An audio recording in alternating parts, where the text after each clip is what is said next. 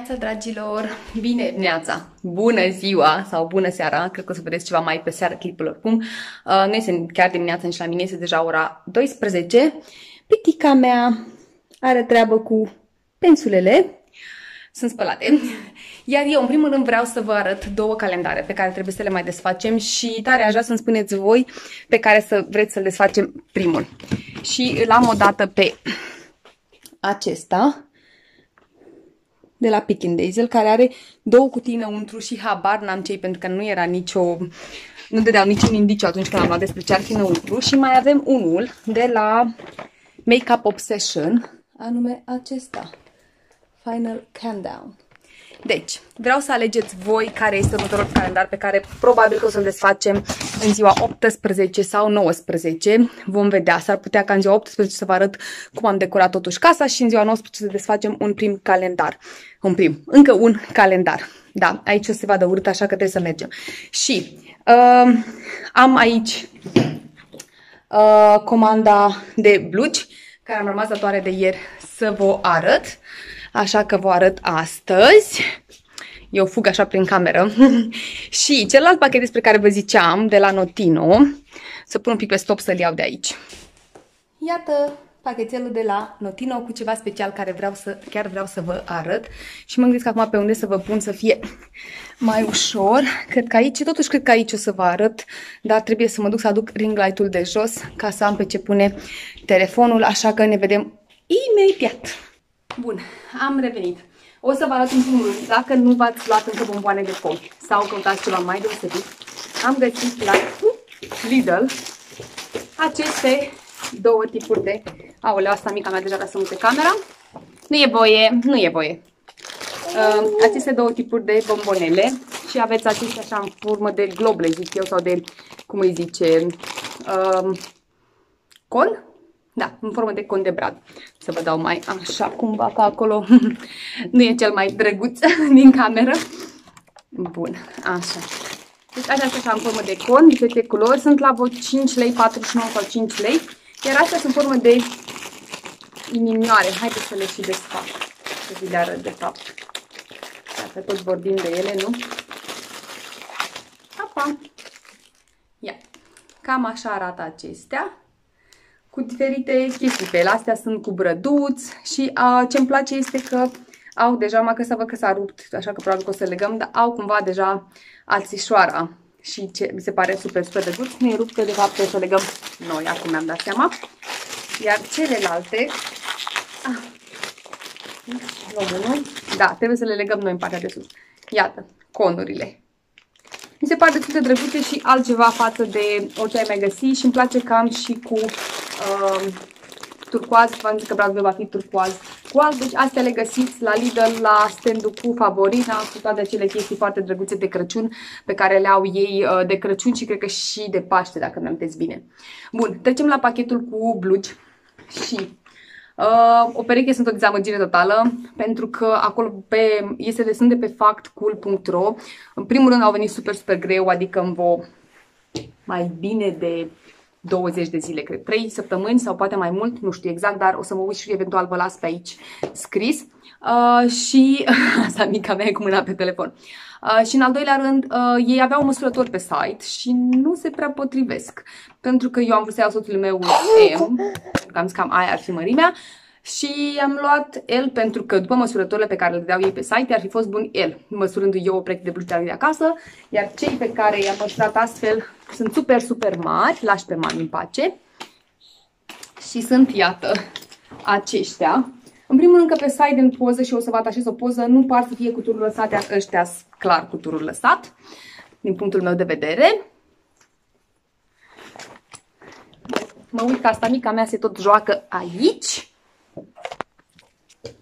Și aceștia, iată, cam așa sunt. Ei nu sunt urâți, dar sunt extraordinar de mari, adică să vă arăt o pereche care îi sunt buni. Ca și exemplu, să vedeți ce dimensiune și diferență este. Deci, cam atâta diferență este la blugi.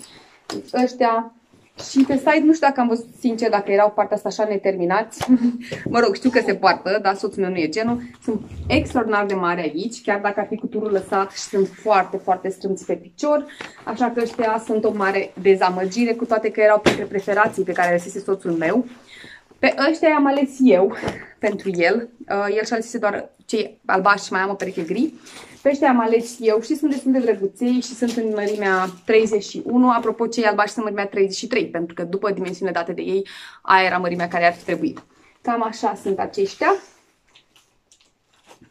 Ăștia îmi plac, ăștia chiar mi-au plăcut și vin tare, tare bine. Iar cea de-a treia pereche sunt mărimea 32 și sunt așa cu elastic în talie, în partea de sus. La spate sunt așa și au elastic și aici jos. Vine la mama, măi trichinder. Ăștia cred că nu-i aprobat, sunt ceva mai lărguți așa pe picior, sper să-i vină bine și să-i placă. Nu i-a aprobat încă pe aceștia, pentru că îi probase pe cei albaștri și n-am mai avut chef să probeze. Dar prețul lor, pe toți trei am dat vreo 300 și ceva de lei cu tot cu transport. Eventual vă las aici că nu mai știu exact, dar mă uit pe factură și vă spun. Nu au venit cu o factură în pachet, cred că aveau totuși pe punga de transport. Uite, la asta nu m-am uitat. Dar da, cam asta. Ce este clar este sincer că nu am să mai comand în primul rând pentru că vin foarte, foarte greu din punctul meu de vedere. Să trece mai bine 3 săptămâni și asta după ce, după vreo... Cred că a fost aproape o lună. După 3 săptămâni le-am scris eu că dacă nu vine săptămâna viitoare nu mai vreau comanda, cu toate că era preplătită. Iar cel de-al doilea pachet de care sunt cel mai încântată și care a stat așa în casă, sincer eu chiar vreau să-l desfac, este acesta de la Notino. Și haideți să iau ceva să-l desfac. Trebuie să fac ceva cu micuța mea că nu mă lasă deloc. Stați așa, să punem pe pauză. Bun, și haideți să-l desfacem împreună. Înăuntru am niște lumânări pe care le-am văzut și dacă urmăriți pe Diana Andronic, cu siguranță ați văzut unele dintre ele și la ea.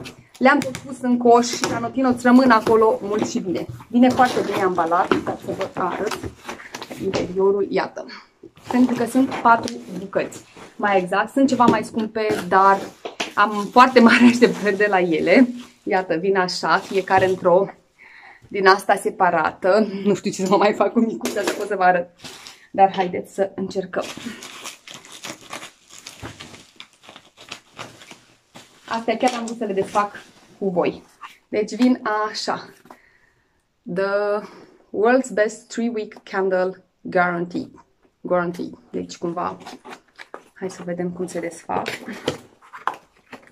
Bun, prima pe care nu știu care și cum le nimeresc, că nu scrie pe cutie, cred. Super frumoasă. White Barn scrie aici.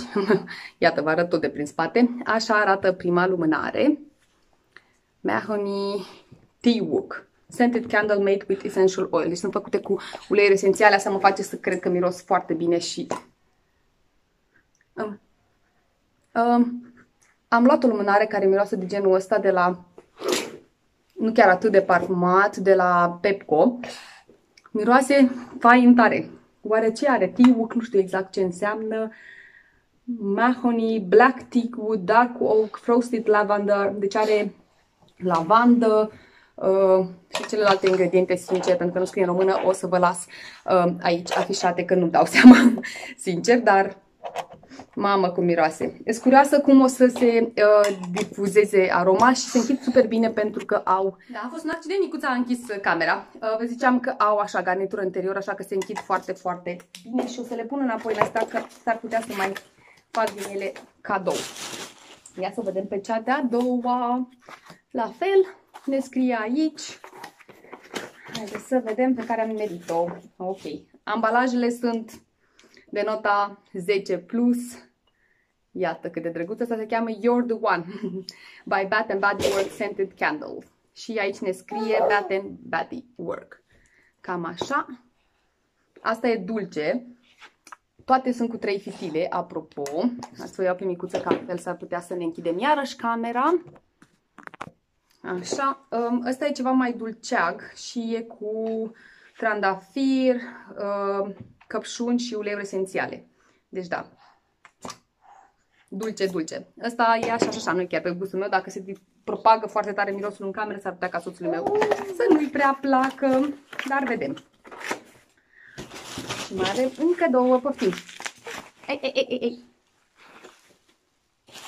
Haideți să le vedem și pe acestea două. Da, ce credeți? Că nu-i trebuie ce dau eu, îi trebuie ce vrea ea.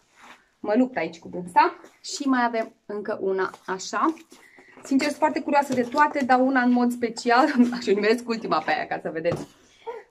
White Barn e și pe aceasta, Black Cherry Merlot, deci cumva cireșe cu cireșe negre. Mamă, ăsta miroase atât de bine. Bine de tot. Merlot, chiar vin Merlot. Așa. Iar notele sunt așa, deci cireșe negre. Mă. Asta miroase dulceac, dar plăcut. Chiar îmi place și îmi place foarte tare și ambalajul. Și mai avem una singură, de care eram de fapt cel mai curioasă. Și haideți să vedem.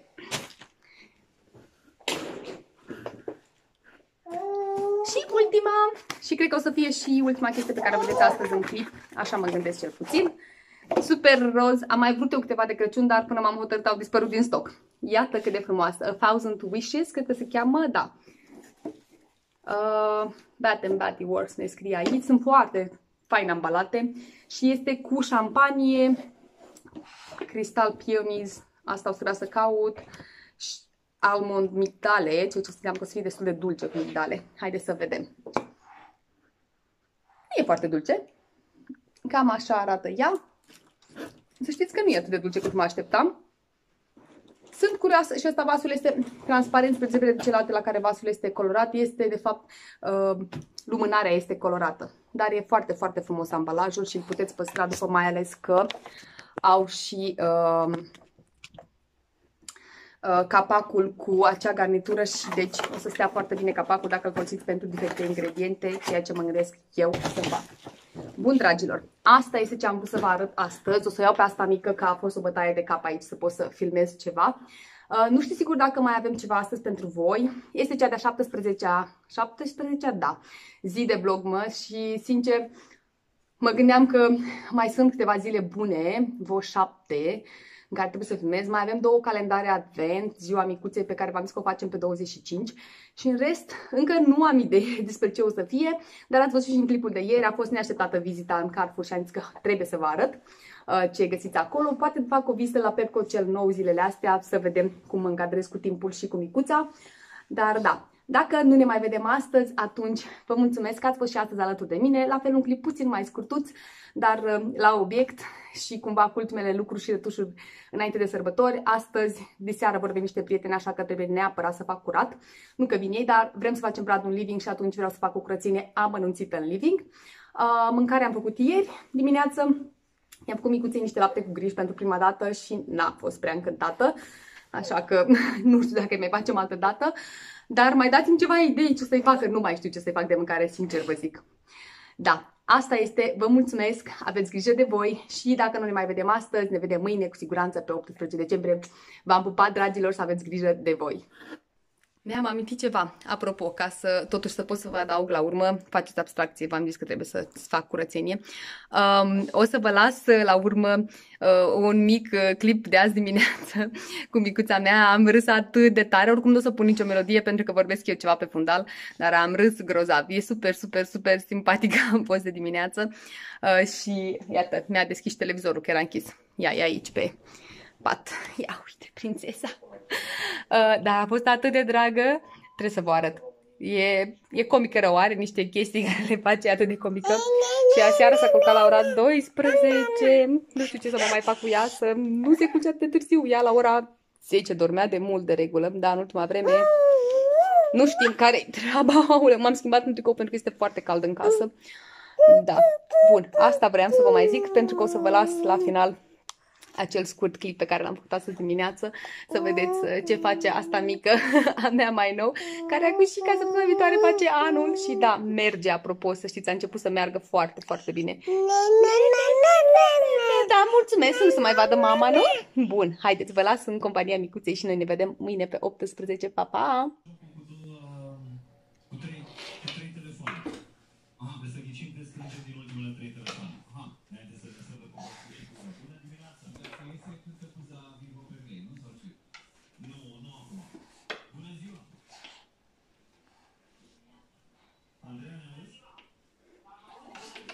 Dar ce faci, mamă? Carci geanta după tine. Țucă-lu, mama, tu faci tu.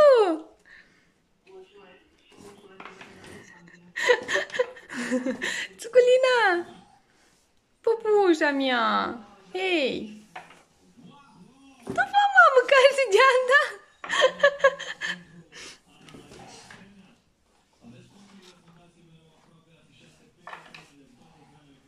Chinuim așa un pic, a? Dar nu, nici nu lăsăm geanta. O, papa, du jos, mamă.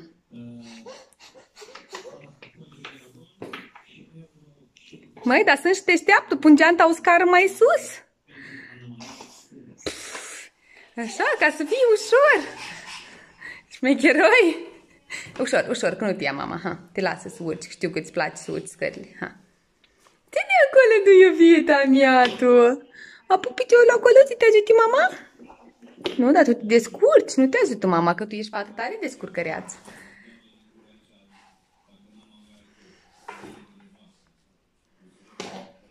Ha!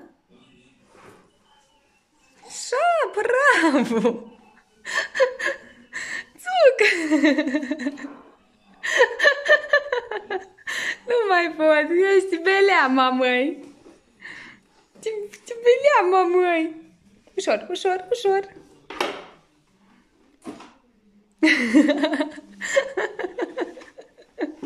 Opa!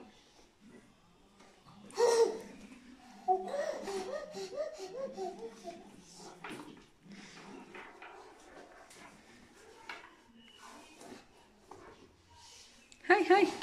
Opa!